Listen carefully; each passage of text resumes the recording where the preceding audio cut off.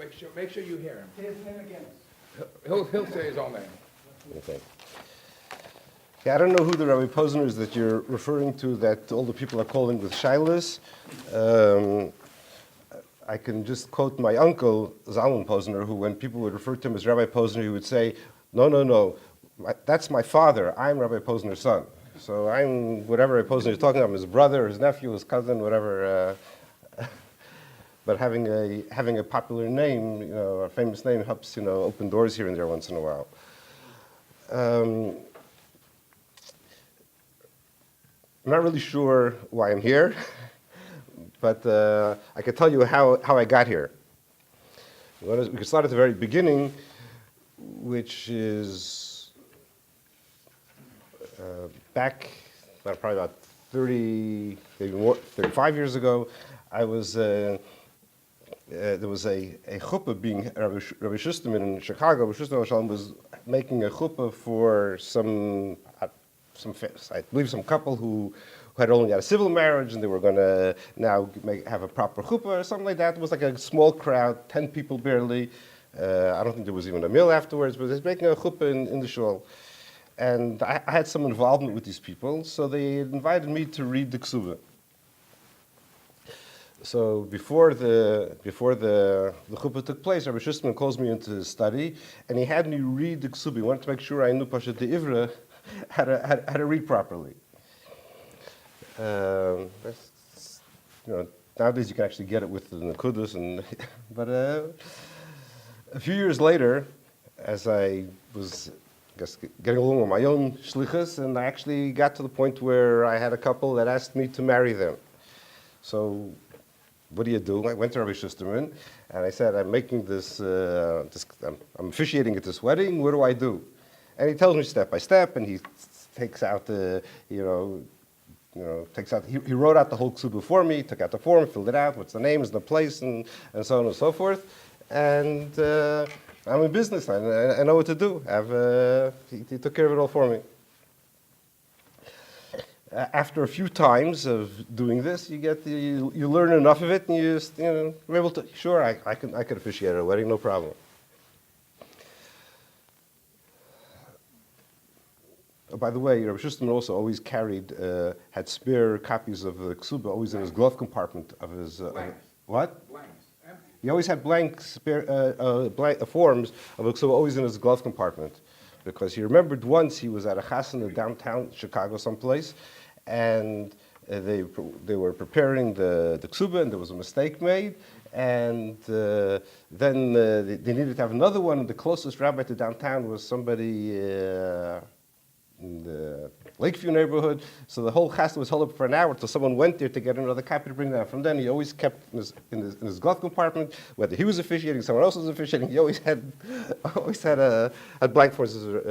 The speaker before had mentioned about having extra copies. So now we have a more modern version of that, which we'll get to later, how we deal with that problem.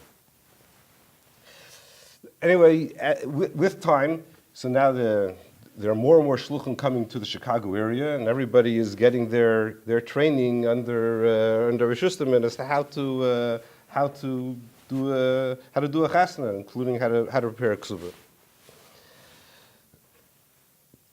At some point, Rabbi Schusterman started retiring a little bit from his public life. He brought in Rabbi Hertz to take his place, and he started dialing back his involvement, and the number of shluchim were growing in their further suburbs, and they don't have such a close connection to him. They didn't feel so comfortable to just drop in on him and here tell me everything to do.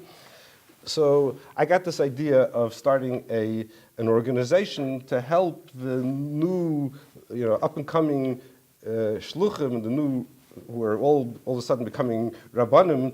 In yeshiva, you don't learn how to be a pulpit rabbi. In yeshiva, you learn for smicha, you learn basar v'chalav and treifus and things which you have absolutely no use for, but how to exactly put together a speech or how to officiate a wedding, you don't learn any of that stuff. You have to learn all on the job.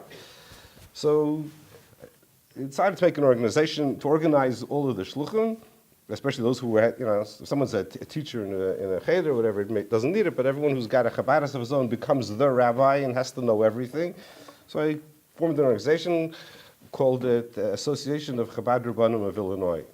The reason I called it that is because I figured it's going to need to have a good acronym, and I figured ACRI would be a good acronym. So that's the name.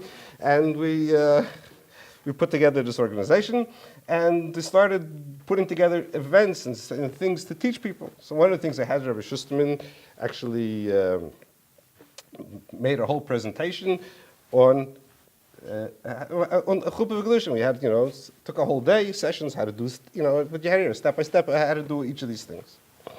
So at least we took care of the guys who were local, that they should know more or less what's going on. And he wrote out also a lot of the details. Now there are very good svarim available for this, written very simply. Rabbi Farkash in Washington wrote a sefer, which is basically officiating at a chasana for dummies. Everything step by step, exactly what you need to do, and it's not as complicated as it once was.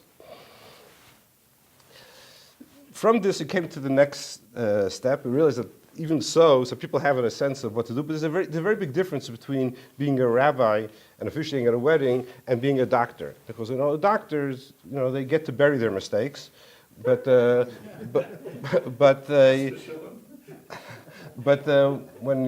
nowadays the style is people take their kesuba and they hang it up in a big frame in the living room. So anybody, whoever walks into the house could see all of the mistakes that may have been done in the kesuba. Especially embarrassing to have your mistakes hanging like that, for everyone to see. If you have the wrong kesuba, you're not legally married. That's not true. I mean, we learned the 7 kinyanim over there. The kesuba is not one of the kinyanim. there's a problem. There's a problem. If you don't have a proper kesuba, you're not allowed to live together. You need to get a proper one. And for that, it's a good thing to have it available public. Someone will walk in and say, "Oh, there's a mistake. You'll go make a new one." So that's a benefit of having. But especially the embarrassment of having stuff over there are things which are kosher b'diavad, they're not proper. It wasn't done right. It could have been done better. And so it's bad enough, when a person does something, and every rabbi could make mistakes. I have a fellow who's no longer amongst the living who told me that when he got married, his rabbi was also a young guy just starting, and the chuppah, the guy got a little confused, and he had the chassan walk around the kala. And he said that, everyone thought it was a if the rabbi says, the rabbi knows, and they, so fine, so the chassan walked around the kala 7 times instead. But those kind of things, it's just in the moment, unless you watch the video, you'll never know. But the kesuba hangs over there, So I decided, I'll make a service that for shluchim who find themselves in the situation, we'll help them with making the kesuba. Not that I know all of the answers, but at least I know some of the more obvious things, and at least I can help find the questions that they ought to be asking. So we created a website called kesuba.org, which does not offer all kinds of fancy designs. People want to have fancy, creative things. We don't do that. It's a simple, straightforward kesuba, but it's halachically correct as it should be. And also, I don't deal with people. I only deal with rabbis. Now I don't deal with rabbis now because of various reasons. We put it behind the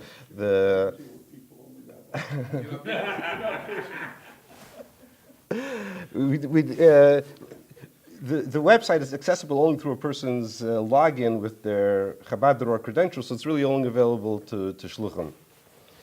I had recently someone who actually was a classmate of one of my sons, who was a rabbi in some big shul in Toronto, but he's not a Lubavitcher, and he needed to make I think it was a kesuba dirkus, a special kesuba in the case of where a kesuba is lost. How do you make a replacement kesuba?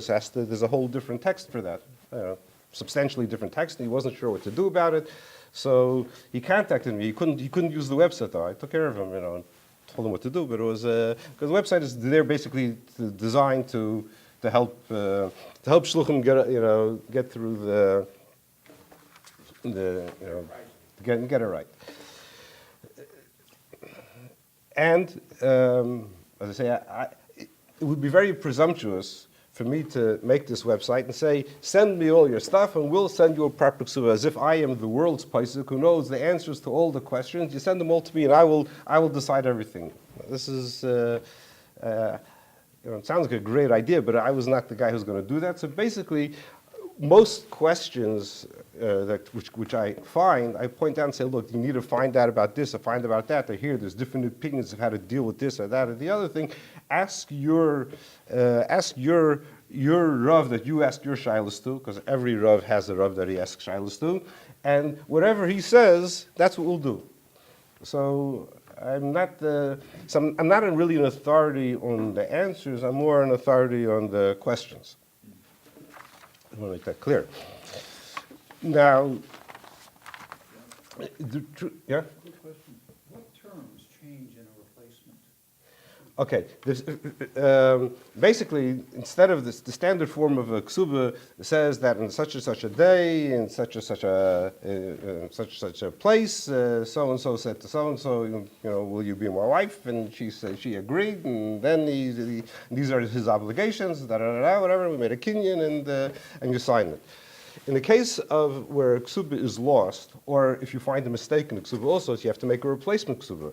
So now you have to write a sort of like a preamble to it, that so-and-so came before us and said that he lost, or that the ksuba is lost, and he asked us to write a replacement ksuba in the place of to replace the original ksuba, which in the original ksuba it said such and such and such and such. Okay?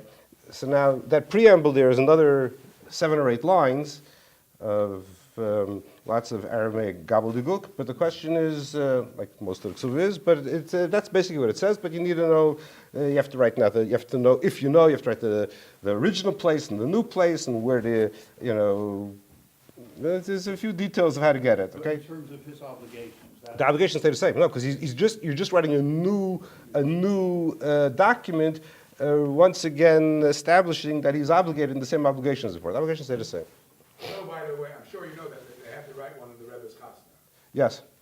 The Rebbe's chasna, according to the Huplop, the event, they lost the kesuba during the chasna. Right. There were lots of, the wedding took place in Warsaw. Warsaw is known for the pickpockets.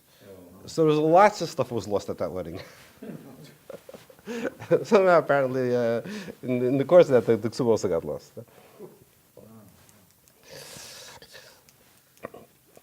Actually, became available not too long ago. Rabbi Farkas, the Sefer, actually, this is part of makes life interesting. In his Sefer, he writes, he provides, the text of the kesuba, which there are a lot of in different svarim. There's different, fine points as to write this word this way, that way, spellings of each word of the kesuba. And from the first version of a sefer to the subsequent revised version, he changed a number of these things, and he changed them because he had the opportunity to actually to look at the Rebbe's kesuba and see how it was done there, and he changed some things because of that.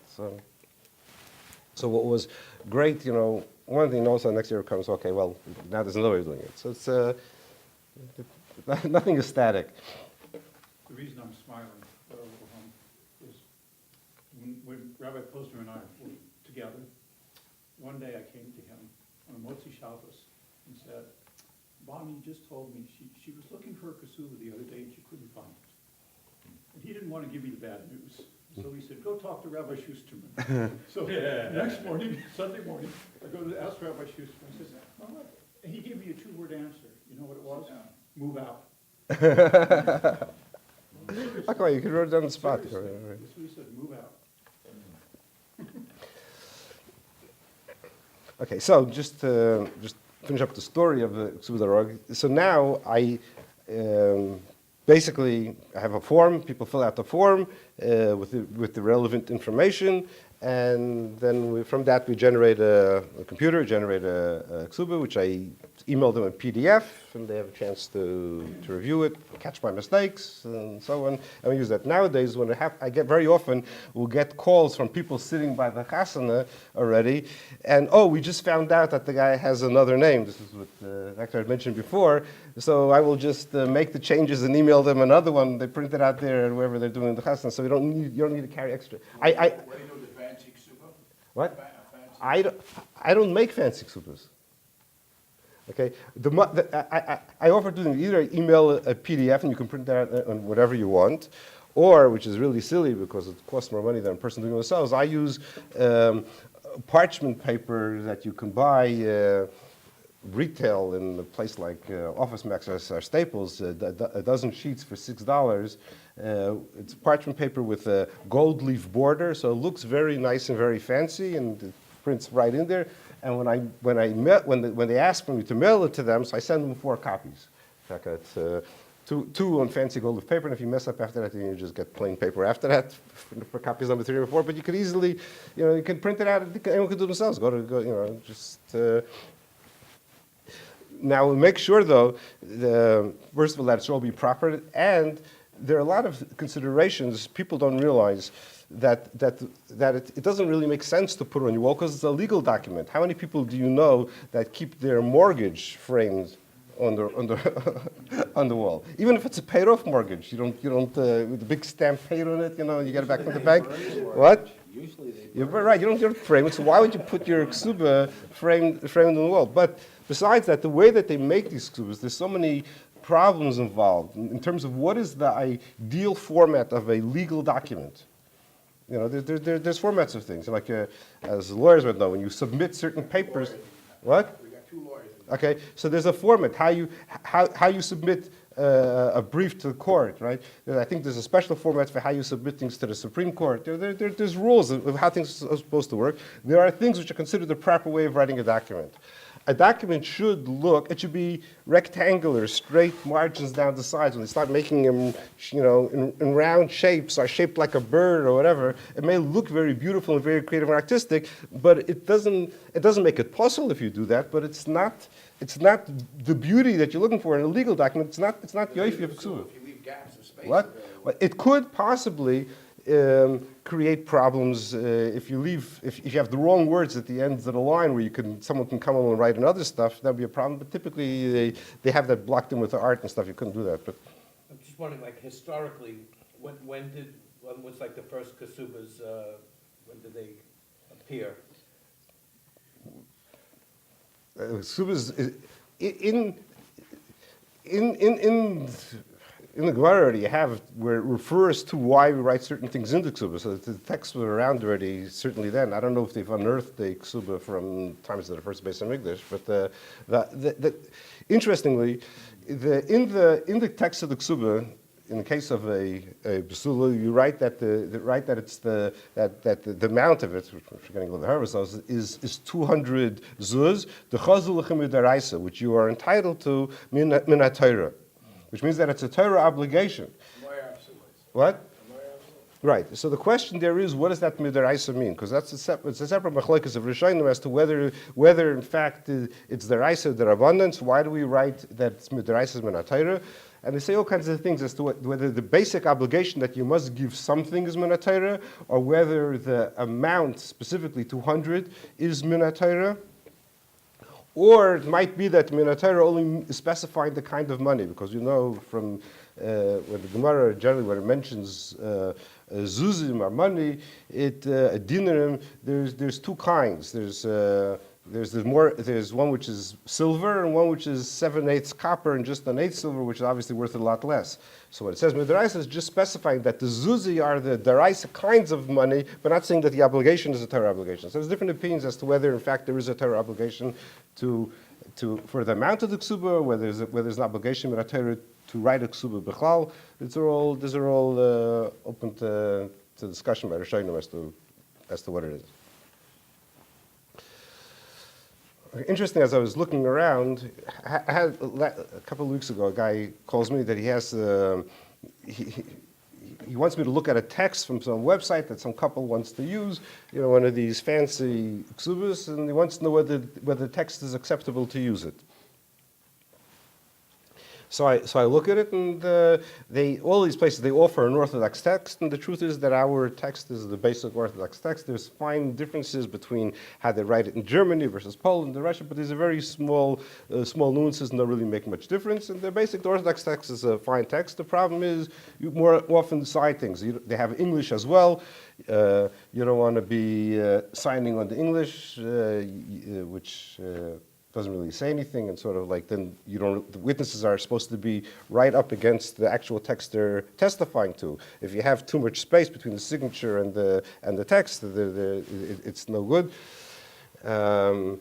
They often have the positioning, the way that the signatures are supposed to appear on the text is supposed to be flush against the right margin, one signature beneath the second, side by side, is a problem. If they're centered, if they're off to the left, it's a problem. So you have to look at simply the details of the layout, but the basic text is fine.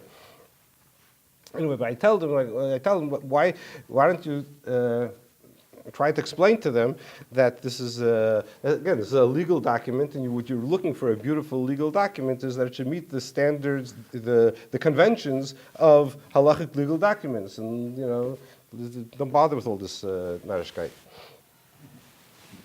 And I said, why don't you, look, these are people who are sort of like, I don't know them at all. It's just talking to the guy. He tells me like they're sort of like modern Orthodox, meaning that they basically have a basic commitment to halacha, but they're, and they're also interested in this other stuff. So I said, look, in a couple of years, they're going to want to go to some makubal, and he's going to ask them to bring the kesuba. So why go down that road? Start off right with a proper kesuba. And I was really saying this tongue in cheek because this idea of going to Mekubalim and looking at the kesubas seems like a crazy idea. Oh, but then I actually found in the Sefer who mentions somebody who actually says that a lot of the problems of Shalom Bayis actually are related to not having the kesuba done properly. So I thought it was just like a money-making scam on the part of a wannabe Mekubalim, but it looks like there's some legitimacy to it. Yeah, I found it. Yeah. Anyway, so that's basically the story of kesuba.org. Now, along the way, Rabbi Willem asked me to come. I wasn't really sure what he wants from me. I'm still not sure. I think he was basically looking for from some cheap entertainment for an hour today. But some of the interesting things which came up, and I don't think you need me to go through the halachas of it. I think what you should start off by saying, what is a person committing? Are you want to talk about halachas of kesuba? No. What does the contract say? They have to go shopping with her. Just so they should know. Okay. First of all, you should know that what it says in the contract is not the whole story. In other words, there are things which